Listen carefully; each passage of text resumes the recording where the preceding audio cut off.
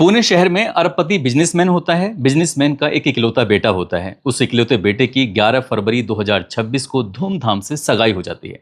सगाई के बाद लड़की वाले और लड़के वाली फैसला करते हैं कि इस शादी को यादगार बनाएंगे, धूमधाम से करेंगे और कहीं ऐसी जगह करेंगे जहां पर परिवार के लोग आ सकें, जा सकें, ना कोई दिक्कत हो, ना कोई परेशानी हो। जब परिवार वाले दोनों आपस में तय करते हैं और तय किया जाता है कि राजस्थान के उदयपुर का कोई बढ़िया सा मैरिज होम कर लेते हैं, और उस बढ़िया से मैरिज होम को करने के लिए इस परिवार को लगभग 17 करोड़ रुपए की रकम तय करनी पड़ जाती है, क्योंकि 24 और 25 नवंबर 2026 को पंडित जी द्वारा एक बहुत ही शानदार मुहूर्त निकला था। 2 दिन के लिए मैरिज होम किया जाता है। अब वहाँ रहना हो या होटल हो, खाना हो, हर तरह की व्यवस्था हो। अब लड़की वाले लड़के वाले आपस में बातचीत करते हैं कि यहाँ से यानी कि उदयपुर से और पुणे की जो दूरी है वो लगभग हवाई दूरी तो है 680 किलोमीटर दूर, और अगर ट्रेन का या फिर और बस का माध्यम देखा जाए तो वो 877 किलोमीटर दूर है। ऐसे में मेहमानों को आने जाने में दिक्कत ना हो तो इन दोनों परिवारों ने फैसला कर लिया कि क्यों ना प्राइवेट विमान कर लिया जाए, यानी कि जो छोटे हवाई जहाज होते हैं जिसे जेट बोलते हैं। अगर हवाई जहाज से मेहमान आएंगे जाएंगे तो उनके लिए भी ये सफर बड़ा यादगार हो जाएगा। दोनों परिवारों की सहमति बन जाती है। मैरिज होम 17 करोड़ रुपए की रकम में 2 दिन के लिए तय कर लिया जाता है। 2 प्राइवेट जेट तैयार कर लिए जाते हैं और वो भी किराए पर हो जाते हैं। परिवार में अब किसको क्या देना है, क्या लेना है, क्या खाना है, क्या है, हर चीज़ की व्यवस्था हो रही थी, तैयारी चल रही थी। और इसी तैयारी के बीच मतलब पता चलता है कि शादी से करीब 5 महीने पहले जो इकलौता बेटा होता है उसकी मौत हो जाती है। अब उसकी मौत की खबर जब शहर के वासियों को पता चलती है तो लोगों को यकीन नहीं हो रहा था कि आखिरकार ऐसा कैसे हो सकता है। एक शंका पैदा हो जाती है। उसी शंका के बाद उस लड़के का जो पिता होता है, बिजनेसमैन होता है, वो नज़दीकी पुलिस स्टेशन पहुंच जाता है और वहां जाकर कहता है कि साहब इस मामले की उचित स्तर पर जांच करिए, जांच के बाद कुछ ना कुछ तो बात आपको जरूर मिलेगी। पुलिस प्रशासन ने जब इस मामले की जांच पड़ताल की तो वाकई चौंकाने वाला खुलासा हुआ। वो हादसा नहीं था बल्कि कत्ल था, लेकिन कत्ल के पीछे की जो वजह सामने आती है वो वाकई अपने आप में चौंकाने वाली थी। आज की इस कहानी के माध्यम से यही जानने और समझने की कोशिश करते हैं कि पुणे शहर के अरबपति बिजनेसमैन के इकलौते बेटे का कत्ल हुआ क्यों था, उसके पीछे की असली कहानी क्या थी। आदाब, नमस्कार, सत श्री अकाल। मैं उस्मान सैफी। महाराष्ट्र प्रदेश के पुणे शहर में लगभग 50 किलोमीटर दूर लोहागढ़ किला है और लोहागढ़ किले की दीवार पर 18 जून 2026 को सुबह 10:30 बजे के आसपास एक लड़का जिसका नाम केतन अग्रवाल होता है, जिसकी उम्र लगभग 25 साल के आसपास होती है, वो खड़ा हुआ है एक पोज लेकर। सामने उसकी मंगेतर है, मंगेतर के हाथ में कैमरा होता है, वो फोटो खींचने वाली थी। और जैसे ही वो फोटो को क्लिक करती है, क्लिक करने के बाद हवा का एक झोंका आता है। दीवार पर खड़ा हुआ था और अचानक ही उसका पैर फिसलता है। पैर फिसलने के बाद गिर जाता है। जो उसकी मंगेतर होती है इसका नाम सिया गोयल होता है। सिया गोयल बहुत जोर जोर से चीखती है, चिल्लाती है। उसकी चीखों को सुनने के बाद जो आसपास के लोग मौके पर मौजूद थे, सुरक्षाकर्मी थे, वो आकर देखते हैं। देखने के बाद जो दीवार से झांकने की कोशिश कर रहे थे तो उस दीवार से उस जगह पर जहां पर वो गिरा होगा लगभग 400 फीट की ऊंचाई का अंतर था। और 400 फीट ऊंचाई से किसी आदमी का गिरना, जाहिर सी बात है क्या स्थिति हो सकती है। सिया ने तत्काल ही अपनी होने वाली सास को फ़ोन किया और सास को फ़ोन करने के बाद ये वक्त ऐसी रहा होगा लगभग 11:15 बजे के आसपास, वो रोते हुए फ़ोन करती है और फ़ोन करने के बाद बताती है कि वो फ़ोटो खिंचवा रहे थे, दीवार पर खड़े थे, अचानक से पैर फिसलता है और पैर फिसलने के बाद वो गिर जाते हैं। हम क्या करें क्या ना करें। माँ ने तसल्ली दी, बिल्कुल परेशान होने की ज़रूरत नहीं बेटा, हम लोग तत्काल ही यहाँ से आते हैं। अब केतन की जो माँ होती है वो अपने पति जिनका नाम विशाल अग्रवाल होता है उनको तत्काल ही फ़ोन करती है। फ़ोन करने के बाद उनसे कहती है कि बेटे के साथ कुछ हादसा हो गया है, हमें जितनी जल्दी हो सके यहाँ से चलना चाहिए। पुणे शहर से वो दूरी होती है लगभग 50 किलोमीटर के आसपास। परिवार वहाँ से चल देता है और यहाँ पर जो लोग इकट्ठा हो रहे थे, इसी बीच में किसी ने 112 नंबर पर पुलिस को फ़ोन कर दिया। और पुलिस को फ़ोन करने के बाद पूरी जो घटना हुआ था उसके बारे में जो जानकारी थी वो बताई। इसके बाद वहाँ पुलिस भी पहुँच जाती है। पुलिस होती है लोनावाला ग्रामीण पुलिस और किला सुरक्षा कर्मी भी पहुंच जाते हैं मौके पर। शिव दुर्गा मित्र लोनावाला टीम पहुंच जाती है। वन्य जीव रक्षक, इन्होंने एक संयुक्त रूप से अभियान चलाया और अभियान चलाने के बाद जहां जिस जगह वो खाई में मिलना था उस इलाके को आसपास को ढूंढना शुरू कर देते हैं। करीब करीब 3 घंटे की कड़ी मशक्कत के बाद आखिरकार केतन अग्रवाल मिल जाता है। और जैसे केतन अग्रवाल मिलता है उसके परिवार के लोग तब तक वहां पहुंच चुके थे। उसके बाद परिवार वालों का रो रो कर बुरा हाल हो जाता है, लेकिन परिवार ने अभी हिम्मत नहीं हारी। इसके बाद परिवार ने तुरंत ही तत्काल प्रभाव से उसको डॉक्टर के पास लेके जाते हैं। डॉक्टर से कहते हैं डॉक्टर साहब आपको चिंता करने की कोई ज़रूरत नहीं है, चाहे कितना भी पैसा खर्च क्यों ना हो जाए, बेटे की जान बचा लीजिए। जैसे डॉक्टर ने उसका इलाज करना शुरू किया, पता चलता है कि वो तो पहले ही मर चुका है, यानी कि अब वो बचा नहीं है। उसके बाद उसकी बॉडी को कब्जे में लेकर पोस्टमार्टम के लिए भेजा जाता है और पोस्टमार्टम के भेजने के बाद फिर यहाँ पूरे शहर में, पूरे इलाके में इस बात की खबर फैल जाती है कि बिजनेसमैन का जो इकलौता बेटा है जिसका नाम केतन अग्रवाल है, उसकी मौत हो चुकी है। उसकी मौत के बाद उसके घर पर परिवार वाले, आसपास के लोग, रिश्तेदार, जानकार जितने भी थे घर पर आते हैं और शोक संवेदना व्यक्त करना शुरू कर देते हैं। दरअसल जो ये केतन अग्रवाल है, पढ़ने लिखने में शुरू से ही होशियार होता है। यहाँ से ग्रेजुएशन की पढ़ाई कंप्लीट करने के बाद पुणे से इसके बाद अमेरिका पहुँच जाता है और अमेरिका में उसने पढ़ाई लिखाई की और पढ़ाई लिखाई करने के बाद सीधा वापस अपने पुणे शहर में आ जाता है। इसके पिता, जिनका नाम विशाल अग्रवाल होता है, विशाल अग्रवाल का सक्सेस ग्रुप के नाम से एक ग्रुप बना हुआ है, उसके वो सीईओ होते हैं और इनका रियल एस्टेट और कंस्ट्रक्शन का बड़ा कारोबार है, बहुत अच्छा है। ये पुणे के एक पिंपरी चिंचवड़ जगह लगती है वहाँ पर, और साथ ही पुणे में इनका जो कारोबार था पूरी तरह से फैला हुआ था। केतन अग्रवाल की उम्र अभी मुश्किल से मुश्किल 25 साल के आसपास रही होगी। उसने डायरेक्टर के रूप में अपने परिवार का पूरा बिजनेस संभाल रखा था। परिवार में सब कुछ ठीक ठाक चल रहा था, बेहतरीन शानदार चल रहा था। इसी बीच में इस विशाल अग्रवाल के परिवार की, इनके पिता की पुरानी, लगभग 35 वर्षों पुरानी, पुणे के ही मार्केट यार्ड में रहने वाले मसाला व्यापारी, जो कि शहर के जाने माने व्यापारी होते हैं, कारोबारी होते हैं, उनसे जानकारी होती है। उनकी बेटी को उन्होंने एक बार देखा। बेटी का नाम सिया गोयल होता है, उम्र जिसकी लगभग 20 साल के आसपास होती है। ये परिवार आपस में बातचीत करते हैं और बातचीत करने के बाद कहते हैं कि केतन अग्रवाल की सिया गोयल से शादी कर लेते हैं। और शादी के लिए 11 फरवरी 2026 को पहले तो सगाई होती है। सगाई के बाद शादी की तारीख तय की जाती है। पंडित जी से पूछा जाता है तो पंडित जी कहते हैं 25 नवंबर 2026 ये शानदार मुहूर्त है, आप इसमें शादी कर सकते हैं। अब परिवार के लोगों ने आपस में बैठने के बाद एक फैसला किया, और फैसला करते ये हैं कि राजस्थान के उदयपुर में एक महलों जैसा मैरिज होम तय कर लेते हैं। और उस मैरिज होम का जो खर्चा आने वाला था 2 दिन का, यानी कि 24 नवंबर 25 नवंबर 17 करोड़ रुपए के आसपास, वहां रहना हो, होटल हो, जो भी कुछ होगा वो लगभग 17 करोड़ रुपए के आसपास। ये अपना आप में सुन के इतना बढ़िया लगता है कि कोई गरीब आदमी तो शायद कोई सोच नहीं सकता, और मध्यम वर्गीय परिवार भी सोचेगा तो सोचेगा इतने पैसे में अगर शादी हो रही है तो और इनसे अमीर लोग कितने कितने में शादी करते होंगे। तो ठीक सब कुछ बढ़िया चल रहा था, ठीक चल रहा था। इसी बीच में जो इनके घर पर शोक संवेदनाएं हो रही थी, शादी के बारे में सबको पता ही था, मेहमानों की लिस्ट पहले से तैयार हो चुकी थी। लेकिन जैसे बेटे की मौत की खबर लगती है तो उधर जो पोस्टमार्टम के बाद फिर घर पर शरीर आता है, उसके बाद फिर ये शोक संवेदनाएं व्यक्त कर रहे थे, अंतिम संस्कार हो जाता है। सबके सब ऐसे ही गम का माहौल था। और इसी बीच में जो उसकी मंगेतर थी, जिससे शादी होने वाली थी, सब कुछ तय हो चुका था, वो मंगेतर भी आ जाती है। और मंगेतर आती है 21 जून 2026 को, घर आती है, फोटो के सामने बैठकर, परिवार की और भी महिलाएं वहां पर बैठी हुई थी। और उसने एक इंस्टाग्राम पर पोस्ट भी डाली थी, और इंस्टाग्राम पर पोस्ट डालते उसने कहा कि तुमने मुझे मेरे जन्मदिन पर ही छोड़ दिया, जब हम शादी के बहुत करीब थे तो मुझे छोड़कर क्यों चले गए।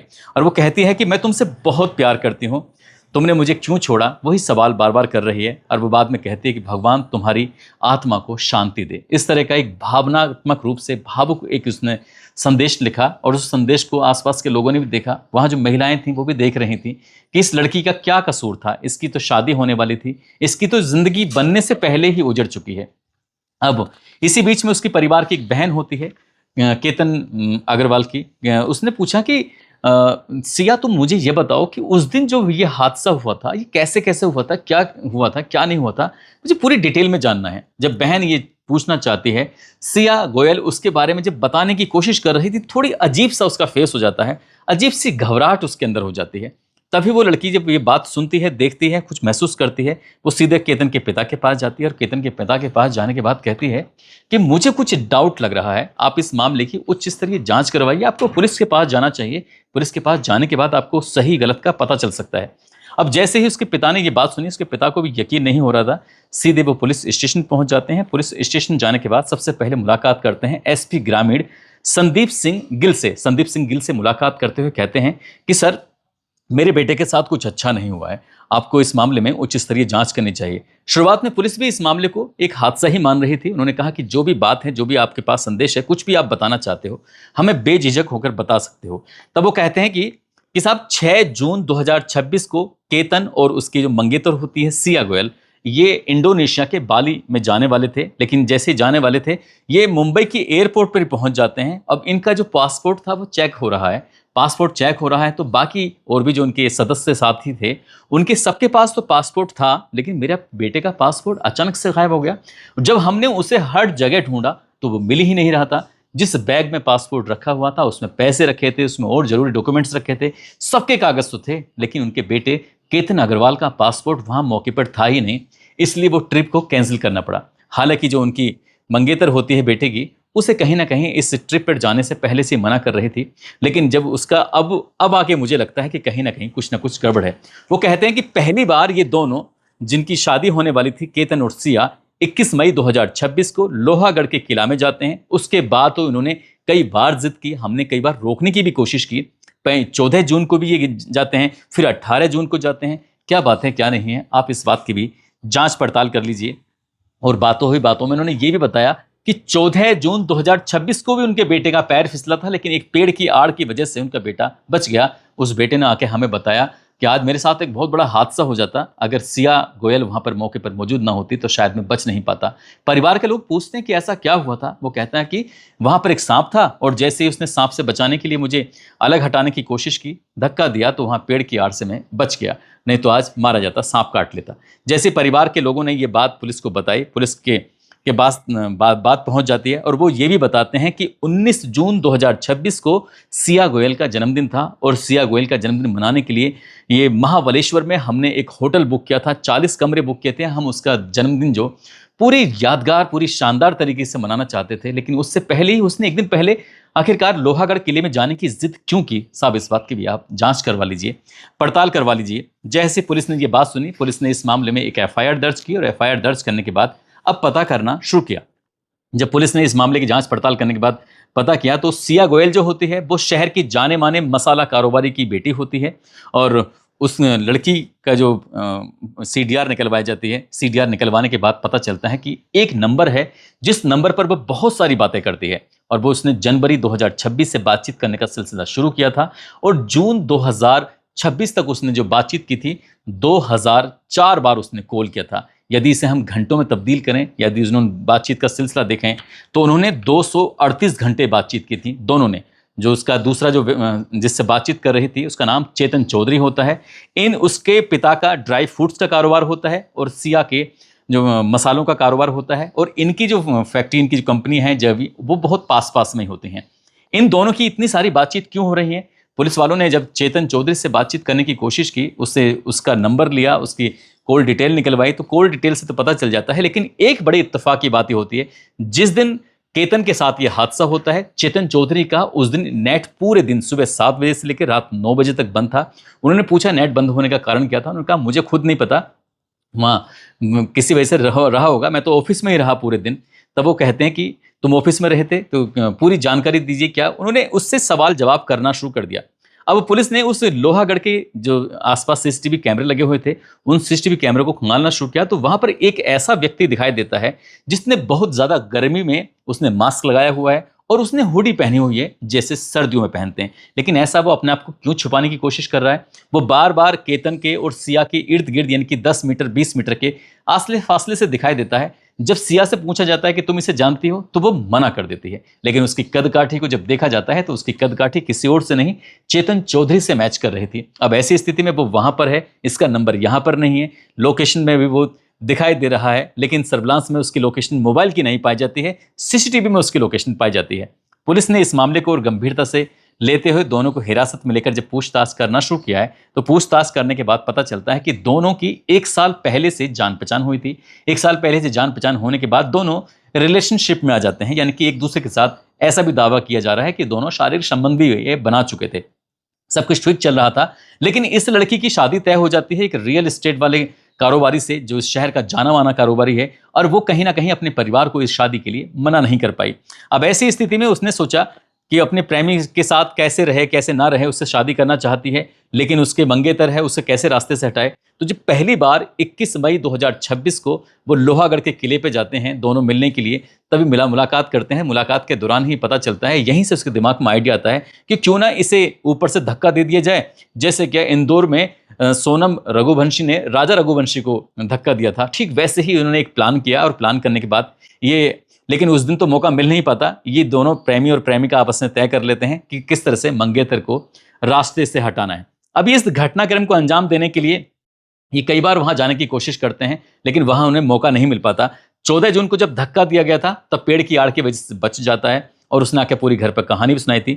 लेकिन 18 जून 2026 को जब ये घटनाक्रम को अंजाम दिया जाता है और उसका पैर फिसलने की बात आती है, तो जो उसकी बहन होती है उसे यहीं से शक होता है, क्योंकि ट्रैकिंग का तो उसे अनुभव है। ट्रैकिंग के लिए तो कई बार जाता रहा है। ना उसे सांप से डर लगता है, ना किसी बिच्छू, ना कीड़े से डर लगता है, ना दीवार पर चढ़ने से डर लगता है। जो ट्रैकिंग में एकदम माहिर हो, एक्सपर्ट हो, वो कैसे गिर सकता है। यही बात पिता को बताई, यही बात पिता ने पुलिस को बताई, और यही बात जब पुलिस ने जांच पड़ताल की तो जांच पड़ताल में आखिरकार ये पता चली जाता है कि 18 जून 2026 को सुबह 8:30 बजे के आसपास घर से निकलते हैं। उधर जो चेतन होता है, चेतन ने अपना मोबाइल अपने ऑफिस में रखा, उसका नेट बंद कर दिया था और अपने ही एक कर्मचारी का मोबाइल लेता है। और मोबाइल लेने के बाद उससे कहता है कि मेरा फ़ोन तो यहाँ पे रखा हुआ है, किसी का फ़ोन आए तो उसको रिसीव कर लेना, उससे बातचीत कर लेना, लेकिन ज़्यादा किसी से फालतू बकवास वगैरह मत करना, लेकिन मुझे अपना नंबर दो, मुझे तुम्हारे फ़ोन की ज़रूरत है। वो उसका फ़ोन लेके वहाँ चला जाता है। दोनों पहले से प्लानिंग में थे और जैसे मौका मिलता है, आसपास कोई दिखाई नहीं देता, वो दीवार पे चढ़ा हुआ था केतन अग्रवाल, और इसी बीच में इन दोनों ने, प्रेमी और प्रेमिका ने मिलकर केतन अग्रवाल को धक्का दिया। और धक्का देने के बाद 400 फुट ऊंचाई से वो जब जमीन पर गिरता है तो जाहिर सी बात है, आप अंदाजा लगा सकते हैं कि कोई भी बचने की उम्मीद किसी की भी 0% भी नहीं रहेगी। ऐसी स्थिति में वो मर जाता है और मरने के बाद जब पूरे शहर में पुलिस प्रशासन इस घटनाक्रम का खुलासा करती है और सोशल मीडिया के माध्यम से लोगों को पता चलता है, तो लोगों को बड़ा अफसोस हो रहा था, यकीन नहीं हो रहा था कि आखिरकार इतने बड़े घर के लोग भी इस तरह की हरकत कैसे कर सकते हैं। पिता से जब मीडिया वालों ने बातचीत करना शुरू किया है, विशाल अग्रवाल से, तो वो कहते हैं कि अगर वो लड़की ये नहीं चाहती थी कि हम शादी नहीं करनी थी तो रिश्ता तोड़ देती। अगर घर वाले उसके तैयार नहीं थे या हमसे बात कर लेती तो लड़के को लेकर भाग सकती थी, चेतन के साथ भाग सकती थी, लेकिन हमारे बेटे को मारने की क्या जरूरत थी। वो ये भी कहते हैं कि ये दोनों बहुत ही क्रूर किस्म के हैं, आखिरकार उनके पास ये क्यों किया, कैसे किया।